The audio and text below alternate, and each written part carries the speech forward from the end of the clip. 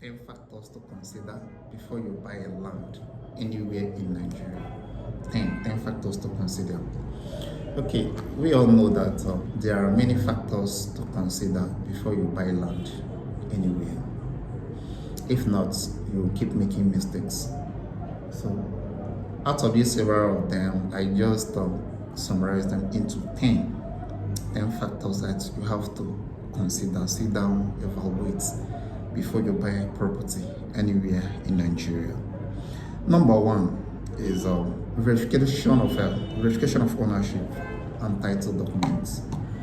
You need to verify the ownership of the property you are buying by verifying the documents that the property comes with.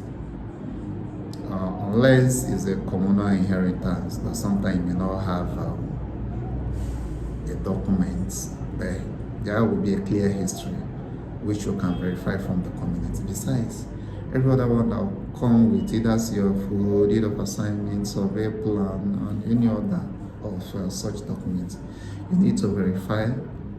So you don't carry out what we call legal search. Maybe get a lawyer to do that for you. My company can do that for you. You go to land registry and check who actually is this land document registered under, who exactly owns this land. So that is number one factor, verification of ownership by verifying the title documents of the land. Verify the title documents of the land. It is very, very important. Number two is zoning and land use acts. Number two, zoning and land use. Zoning and land use. When you come to most places, there are regulations that guide the use of land in any given area. So you can come to a state, they will tell you that this part of land, this area is for commercial purposes. Those houses you see there, everything you see there for commercial, understand, not before residential.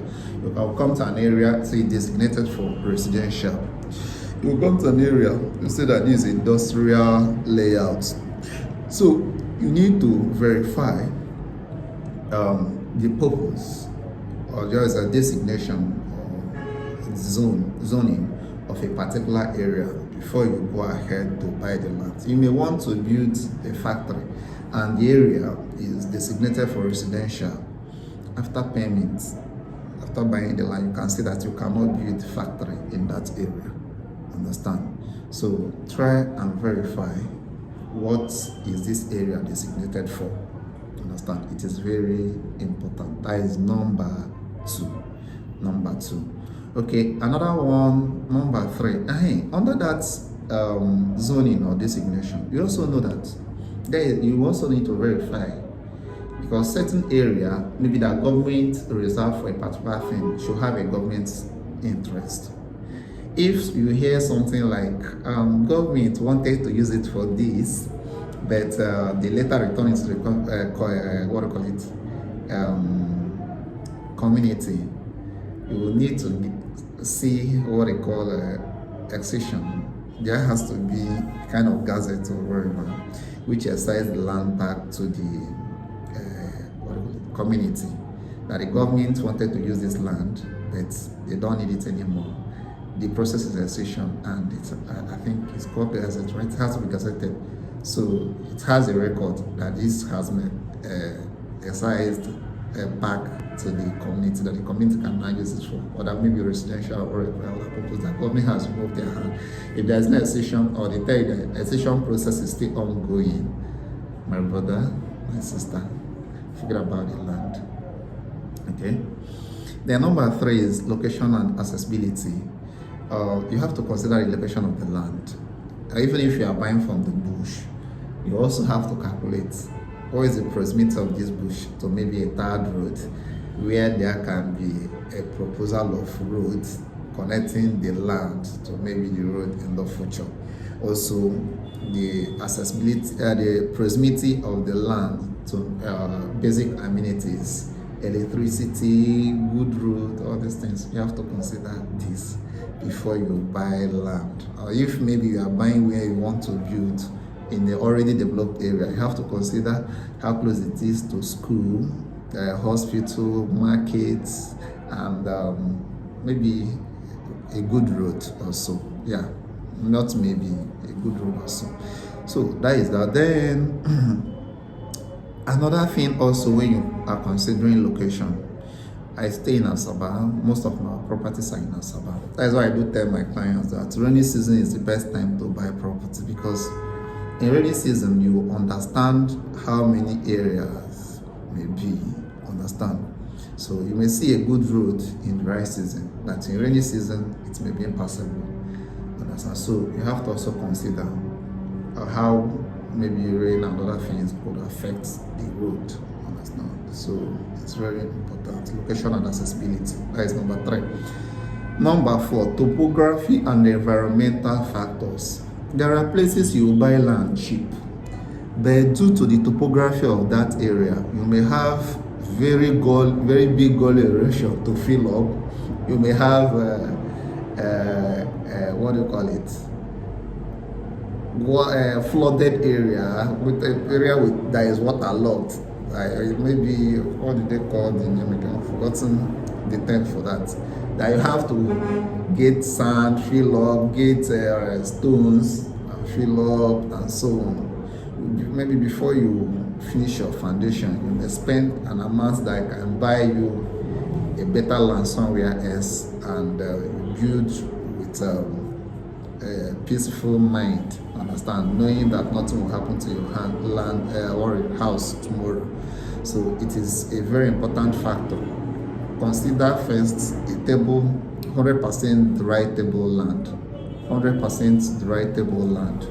Leave areas that is waterlogged, unless you don't have any other option and you can afford to do whatever it means, maybe some filling and so on that needs to be done to get the land back. Understand? To get the land back, and all this one, maybe a slanted land or so, you have to really spend much in your foundation and so on. So it is important to consider topography and environment, even when you have maybe all these encroachments of erosion and so on. You can, when you see an area and in the future there will be a serious erosion there, you can tell by considering how the environment is now. Go around the land, check everything, check the passage of water and so on. I still maintain rainy season is the best time to buy property. We can do this check for you as a person. We can carry out this topography and environmental factor checks for you, and can advise you if you must buy this, you should be ready for this, you should be ready for that, and so on. So we have a very wonderful experts in that field that can guide you properly. So then another thing, number 5, that you have to consider. Okay, I did also mention soil type. Yeah, structural engineer will consider the texture of the sand, yeah, so on. So they are all under environmental factors: flooding, erosion, what do you call it? Soil texture, whether it's waterlogged or so, close to ocean, close to river. You have all these things fall under environmental factors that you must consider. All right. Number 5, land size and boundaries. Land size and boundaries. Okay, you may have the survey plan. You have to verify whether the survey plan actually states what is on the land, and whether the survey plan you were issued is for that particular land. Sometimes we may carry a survey plan, go and verify, and the survey plan may be for a nearby land, and maybe that particular one you are buying is a land with issue, but you have carried the survey plan and gone to Ministry of Land and verified that there is nothing wrong with the land. I've heard similar stories where people got a property with the survey plan, went to land registry, verified that everything is okay. Later on, the survey plan is now meant for a nearby land and not that their particular land. Don't do it yourself. Get a surveyor. Physical Enterprises Limited, we have a very good surveyor that can handle this. They will come to the land and verify everything for you. Use your survey plan, verify if this particular land is actually the one you are carrying the survey about. So before you even go for your verification of whether this land is okay, so verify if that survey is actually for that particular land you are paying for, so that you will not cry tomorrow. Don't just say, I know how to do it. Get an expert, get a surveyor for that. That is number 5. Okay, so number 6, community and local issues. Investigate any issues or disputes. Verify if there are issues on the land. Maybe a boundary land between two communities. Are the two communities dragging the land? Understand? Maybe one community tell you that they used to, but now it's actually their own. The other community, everyone will tell you that it is actually their own. But so wherever you just hear that there are conflicts between two communities on that particular land, unless you can face it. If you can't, look for another land. Okay, if you can't find another land, call me. I'll help you get another land without issues. Thank you. That is number 6. Number 7, legal and regulatory compliance. Engage the service of a qualified lawyer to review all your documents and facilitate the transaction. Yeah, sometimes we may find it difficult to pay a lawyer until when there is an issue. We will pay even more. Understand? So getting a lawyer to facilitate your purchase of land is one of the best decisions you will take, because he or she is going to take care of all these verifications. Understand? The one that pertains to the whole document, and also ensure that the deed or whatever agreement you have will cover you will protect your interest. It will protect your interest so that you will not cry tomorrow or pay more to get your land back. There has been issues. If you listen to issues, maybe some people that I use, I asked a friend to buy a property for me. He used his name to buy the property because we had understanding, and later that, my dear, if you have a lawyer, your lawyer will advise you better. You wouldn't make such mistakes. Understand? So always use a lawyer to facilitate your land purchase transactions.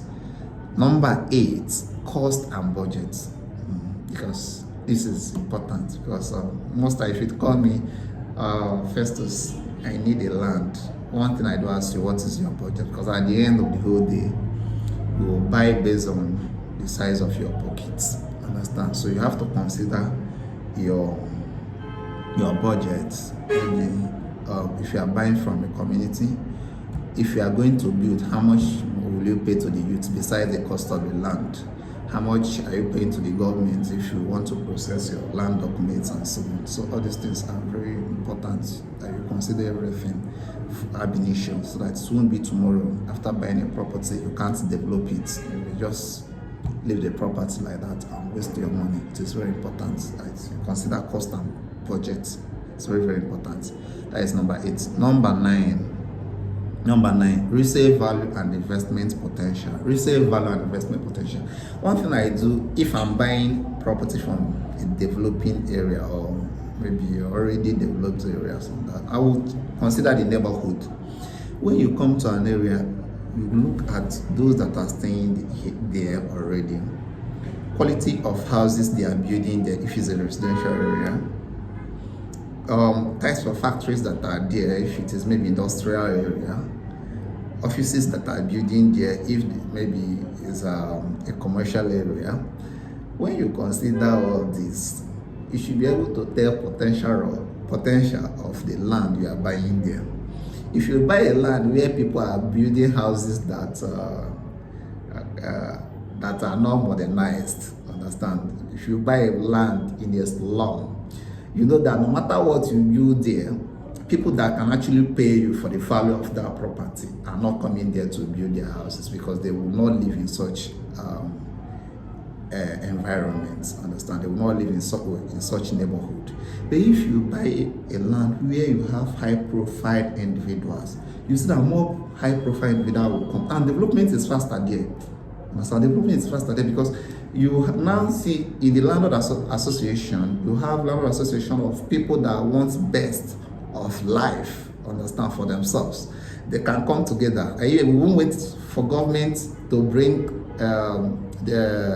to get us electricity. We'll not wait for government to fix the roads for us. We'll not wait for government to do this. Before you know it, the whole amenities you may think of will be in that area, and the value of your land will skyrocket. Understand? You may buy a land, like there are properties in Asaba that you may buy today, just within 1, 2, 3 months. The land has done times 2, times 3, times 4. Like times 4. Yes, that is very, very possible. So you have to consider, look around, watch that your neighborhood very well before you buy. Understand? Think of the resale value. If I decide to sell this land tomorrow or to build something here, how is the value of it going to be? If it is maybe tenant house, how much are they going to pay me? And it's very important. Not when you spend millions to buy a property, after building there, somebody will come and tell you, will you collect 500,000 for 1 bedroom flat? This is not right thing. When you have an area, you can buy land as cheap as possible, and people will be paying you over $1 million for 1 bedroom flat. I'm not fibbing, I'm telling you the truth. And as if you doubt it, I can take you such areas. I have many of them, such places in Asaba. You get land at a very affordable price. Build a tenant house there, 1 bedroom flat. You'll be receiving more than 1.5 million naira. Understand? You just that 3 line, when you hit that 3 line in Asaba, an area with over 20 hours power supply every day. They don't suffer this Nigeria factor of no power supply. We have properties there. Understand? So you build and you build there. Very before you know it, people have come for the properties, rented it, we pay huge amounts of money. So you consider resale value and investment potential. Okay. And finally, number 10, security and safety. The security of the place you are buying your land is very important. You won't go and buy a property where you cannot visit. Understand? You'll be afraid of kidnapping, you'll be afraid of terrorism, you're afraid of all this. So you consider how secure is the area you are buying your properties place. So I believe that when you consider these 10 factors I mentioned, I said number 1 is verified ownership and title document. Number 2, zoning and land use. Number 3, location and accessibility. Number 4, topography and environmental factors. Number 5, land size and boundaries. Number 6, community and local issues. Number 7, legal and regulatory compliance. Number 8, cost and budget. Number 9, resale value and investment potential. And number 10, security and safety. If you consider all these things, you will not make mistakes. Thank you so much, and God bless you. You have a great day.